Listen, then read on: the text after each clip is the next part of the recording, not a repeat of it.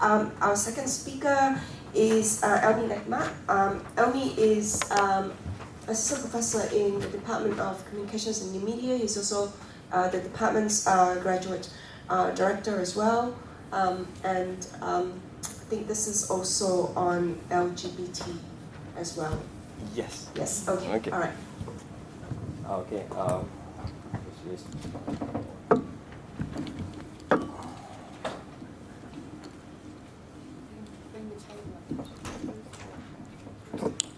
Press the button, you can bring the table up, so you don't have to worry the mic. Okay. Otherwise, I will have to. The button's on the end, but white. This one? Oh, okay. Alright. I'm not that tall actually, just that nothing. I'm just joking. Okay. Usually my slides are black on white, but I don't know why today I just decided to have it colorful. So bear with the slides. Okay, so today I'm going to present a study that I've actually done, a very small study. It's about opinion climate formation in social media, basically how individuals or users, particularly youth aged 21 to 30, actually form or perceive the public opinion on a certain issue in social media. So I have to acknowledge Rachel Goh, which is a student who has since graduated. I was actually at IPS working on some project with Natalie. So one of the project was we are developing a hypothesis that individuals actually perceive different levels of opinion, public opinion, with different indicators. For instance, personal, social media in general, people in society in general, and we are combining multiple studies across multiple projects to actually forward that hypothesis. Then Rachel came and then suggested this idea, and I said, okay, why not? Let's go deep into how humans or individuals form opinion climate in social media. So why public opinion? What has public opinion got to do with citizenship? So basically, well, a couple of points. There are many reasons why public opinion is important to digital citizenship, or particularly citizenry. But the three main points I would like to highlight here is that, have you all heard of the Court of Public Opinion? It is a court that actually exists outside judicial courts, where matters are or cases are actually heard in terms of in the words of the law. But it doesn't matter what happened in judicial court. When the Court of Public Opinion is what happens outside the judicial courts that actually affect the reputation, the shaming, or in other words, can actually vindicate someone from after being ostracized by the court of law. For instance, I have this there's this case for most Singaporeans, they would know that the City Harvest Church was charged. A couple of people were charged and actually convicted for corruption. But on social media, in online, what we see happening is the supporters actually, creating public opinion that actually favors, that are actually supportive of them. So even though they are charged, but their perception and their reputation is they are still trying to maintain their reputation. So the Court of Public Opinion is kind of very influential. So that's why we must I feel that we need to understand how it's formed. In this case, it's a very recent case, which actually just came out yesterday. So basically, this is a politics case. So Anwar Ibrahim, which is now currently, I think he's going to be the candidate coming up for the Port Dickson election in Malaysia. So he was actually convicted and went to jail for many years for corruption and sodomy. So after his party actually won, or his combined party actually won the elections, now actually he's kind of forgotten that his conviction wasn't overruled. In fact, when his party won, he actually tried to apply to the court and tried to get it overruled. The court was like, are you making a mockery of the court? You can't overrule. But then, in the Court of Public Opinion, his popularity has increased. So, as a citizen, and moreover, when it comes to this issue that I'm actually interested in, I actually work on issues such as morally loaded or values-based or contentious issues. In such issues, there's no right or wrong. There's just left or right, progressive or conservative, and everybody has their own values-based system to actually make the judgment. So how does public opinion, then basically public opinion comes into play. Let me give you an example, a very recent example. In September 6th, India actually repealed Section 377A, a very landmark ruling. So across borders, as we know, internet, so the issue actually spilled over into Singapore. So what happened is there's a lot of public discussion, and so the government or the authorities have to make a statement. So this is what they say. What the public thinks, whether it's majority view or minority view, these are not usually considerations for jurisprudential approach, which is needed to actually repeal 377A because it's ultimately rule of law or court rule. But when it comes to repealing, or when it comes to mooting a certain repeal or a law, the executive purposes and Parliament do come into play to discuss that in Parliament.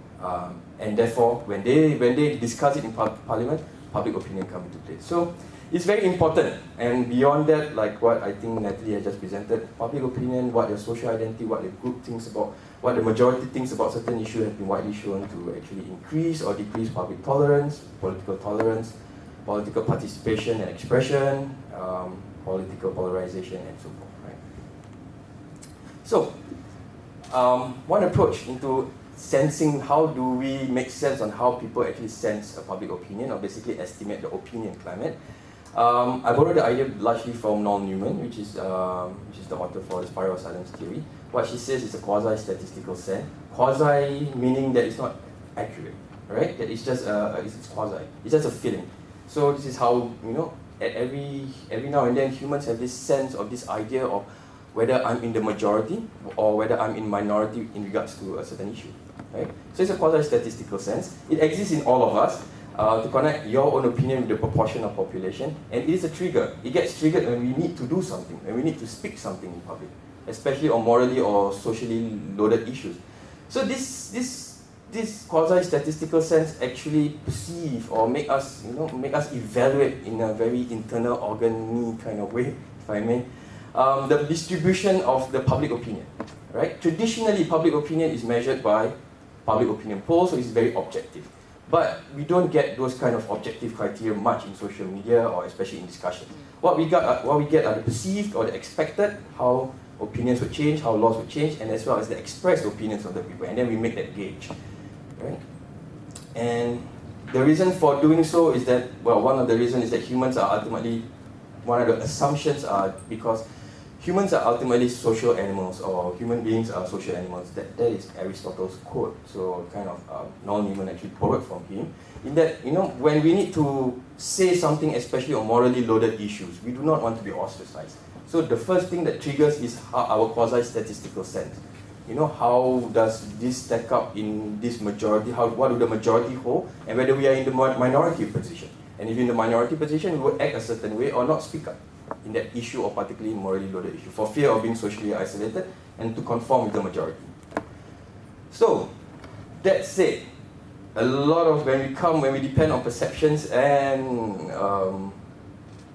perceptions, or trying to just perceive, studies or scholars have shown that there are a lot of faulty perceptions that we have to deal, and I think this faulty perception is a big challenge moving forward as a digital citizenry. Right? How do we actually perceive the actual or the correct public opinion on social media, for instance? When you have different groups of people, you're not sure whether you're existing in a polarized chamber where people all share the same opinion as you, whether the people in your social media expressing opinion on a certain issue is really representative and a true representation of the actual society. So we have a lot of these faulty perceptions. There are a whole laundry list of them, but largely the three main faulty perceptions are pluralistic ignorance, false consensus. They are largely, let me just briefly try to. Pluralistic ignorance is, I don't want it to sound like a class, so I don't feel the need to go into concepts, but just basically pluralistic ignorance is more like, I do not believe in a certain attitude, but I falsely believe that the majority of people are actually supportive of that particular issue, and therefore I will act or not act in line with the perceived or the faultily perceived majority opinion. For example, I see a lot of images on Pink Dot, for instance, and the more I'm bombarded with these images, the more I'm bombarded with all these aggregated cues saying that, a lot of people are actually going to a certain function, or actually moving, or actually doing something in regards to this issue.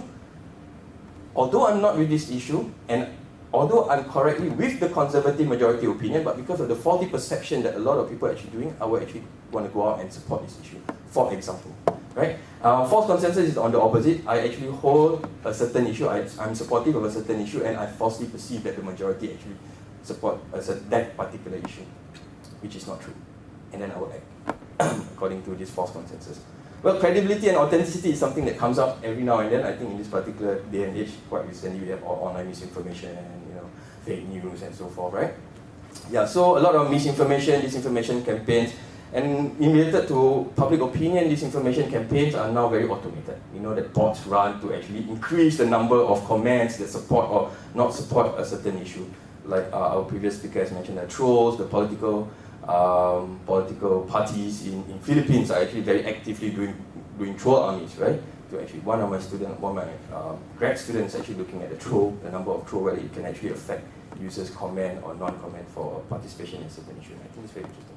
Okay, so in a digital social network society, we have basically a lot of layers of opinion climates. This problematizers make things more complicated for users to actually assess the opinion climate or to make an accurate perception or estimation of the public opinion. One, we have the general population, right? So the mass media is the main conduit for depiction of the public opinion when it comes to the general population. They run sample surveys.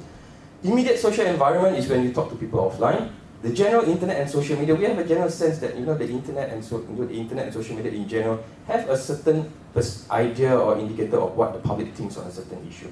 And finally, the immediate social environment on the internet and social media, for instance, the forum discussions and your Facebook posting, your Facebook wall. So you have the immediate social environment on how the majority or the minority think about certain issue. So basically, if you're actually on the internet and you're actually deciding whether or not to actually talk about an issue, you're actually doing the more immediate social environment. And then you have to consider the general internet and social media environment where actually your issue is actually going out. Where is it going to be posted in? Is it going to be posted in the general environment? And therefore you want to regulate what you speak or what you participate in. And then you got the other social environment, which is your families and friends outside. And then you got the general population. So at any one point in time, users are actually faced with these multiple layers of opinion climate. So how then do I get into this project that seems very impossible to do in terms of assessing how users or youth evaluate or form public opinion perception. Fortunately, it's been a case in communication and media research. There's been a lot of very recent theorizing on how actually mass information and interpersonal information are being converged. So basically, we have mass interpersonal convergence, for instance. So Flanagan, Newbaum, and Kramer has recently theorized that public opinion perception specifically are subjected to both mass media and social influence processes in social networking side. Largely for four main reasons: mass media as a proprietary and user-generated content, borrowing from the two-step flow, that humans actually use the opinion leaders actually to actually make sense of whatever information has been received from the mass media. Lack of message control, framing, and interpretation, that people can actually produce their own message. Source ambiguity, obscurity of origin, blurring of sources, ideological homogeneity, that we are actually existing in like-minded collectives or filter bubbles, or very popularly known as echo chambers. So all these affect how the kind of mass information or media information that's being disseminated, and will affect who are the people you actually keep in your network, right? So there are two types of informational cues that I use actually for this study. So basically, I just what I did was just to indicate that media cues, or mass, as in the mass media, cues are operationalized, if you may, in the form of information, in the form of multimedia or news articles. So it basically comes from a news source. And social cues are socially driven information from people, friends, family, acquaintances. So basically these are comments or interpersonal comments and so forth on a particular social media page. And then we can also borrow also from Metzger, Flanagan, and Mather's work on social cognitive heuristics, basically going a bit deeper into how mass information and how interpersonal sources on social media are actually combined, how users actually use heuristics to make sense of these two information and to evaluate the mass information, as well as to evaluate the group that actually produces this information. So based on this theoretical framework, I posed these three research questions. So how do users blend cues, informational cues, from mass media and interpersonal sources in social media to help them determine the opinion climate surrounding a social political issue, such as homosexuality, which is actually homosexuality and LGBTQ lifestyles. Research question 2, what are the prominent thought processes now that we are actually doing it and trying to uncover the salient cues? So can we distill any salient display of thought processes or rationalization of thoughts that actually been put into in terms of rationalizing or blending these cues?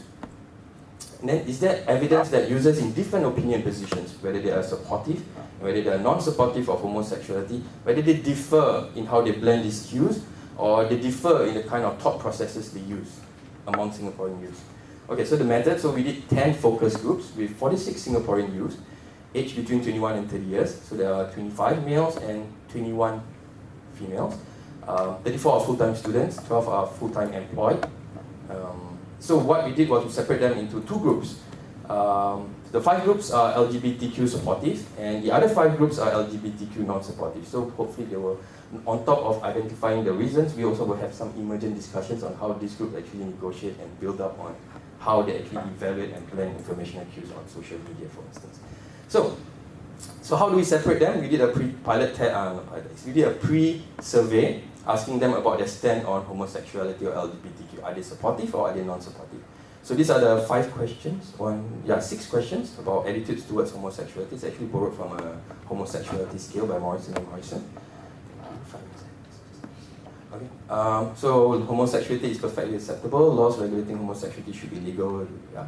So if they fall below greater than 4.1 on these 5 items and the mean, then they are actually supportive, and then we separate them into groups.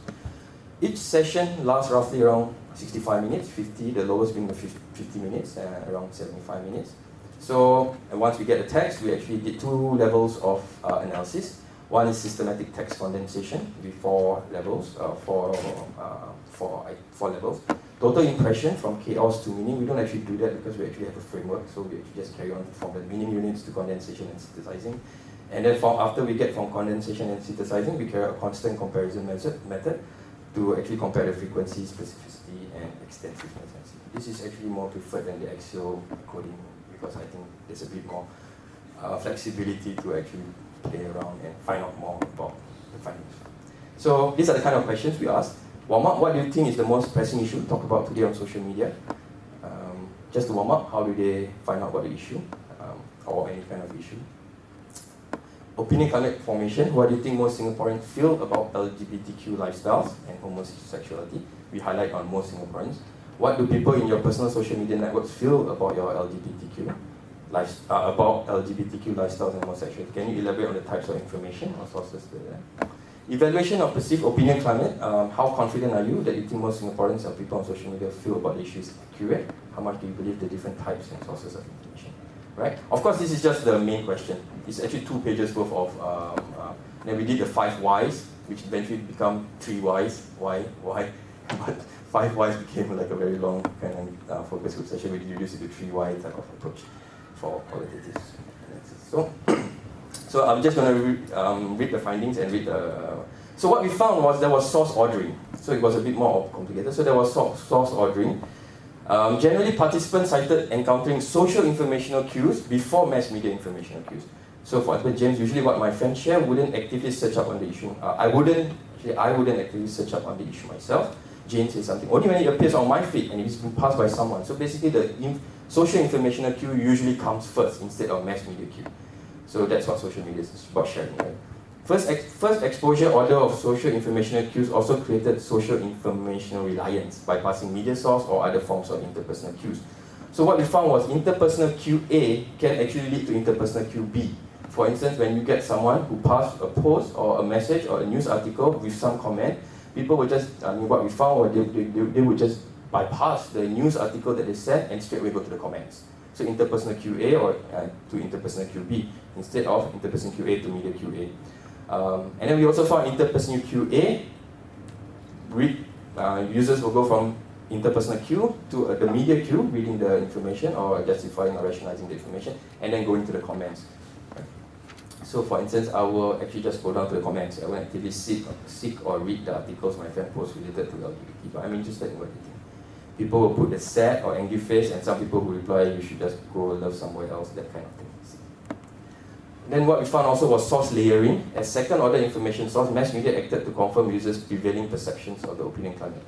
Right? For example, Danielle, articles like the Straits Times, I guess, on the Pink Dot tell me what Singaporeans think. It made me think whether a lot of Singaporeans are also becoming more open to homosexuality. Sometimes people can. I didn't copy and paste correctly. I'm sorry about that. Okay, okay, I'll get back. If anyone has any questions, I'll get back to you and complete the... Because from the paper, I just tend to complain or something, just clean it up. And then from media queue to interpersonal queue, so what happens is there's a reframing of media message. So, and a lot of my friends shared the news article, so from the media article, there were quite differing comments. Hey, you got to go to Muslim country to do this thing, you crazy. This is what you get and you deserve it. So basically this news article is about how people actually showed or acted about homosexuality in a Muslim country. And then actually what we get is inter-border or inter-country or intercultural kind of reframing from mass media queue to interpersonal queue. It's a layering. I just have 4 more slides. Okay, so what are the thought processes? Actually we have a few more, but I'm just going to highlight a couple of the findings. So the thought processes, what we found are users exhibit cognitive contrast processing. So basically the social identity actually drives them to actually evaluate the opinion climate. So when they do this, they use extreme hostile exemplars, such as whether it's mass media queue or interpersonal queue. They use a lot of kind of words that are big, words that are extreme to actually start on their evaluation. For instance, Wilson, who is in the part of the supportive group, Lawrence Kong, the FCBC guy, is such an idiot to represent others' views. He's the pastor that started the white shirt movement. So when he wants to start evaluating on the public opinion of LGBT, which he is supportive, he will start with a very extreme exemplar and then work his way up into evaluating the public opinion. And the same goes to the other person, to the other group. Jemima, for instance, non-supportive group, who is not supportive of LGBT. I disagree with the Wear White movement. I understand how they came about, or how they view the LGBT people with a militant agenda. So they did, I think this was the supportive group. So they did the combat LGBT forces. I don't think they represent our conservative view on the issue. Actually, Jemima is supportive. So when she started to evaluate supportive or public opinion, she started with the Wear White movement on a very extreme scale. So this is an example of cognitive contrast processing. We also found hostile media effect. Basically, it's the inclination of people with pre-existing attitudes to perceive media content in favor of opposing point of view, irrespective of the views. In a nutshell, humans, whether they hold a positive or negative attitude, or liberal or conservative attitude towards an issue, they will view the media as being biased towards their position. So for instance, in the non-supportive person, Jane, there was like a video from the Straits Times that talked about a family who went to Pink Dot. Even though none of the family members were homosexual, really want to make me think that a lot of other single were also becoming more open to.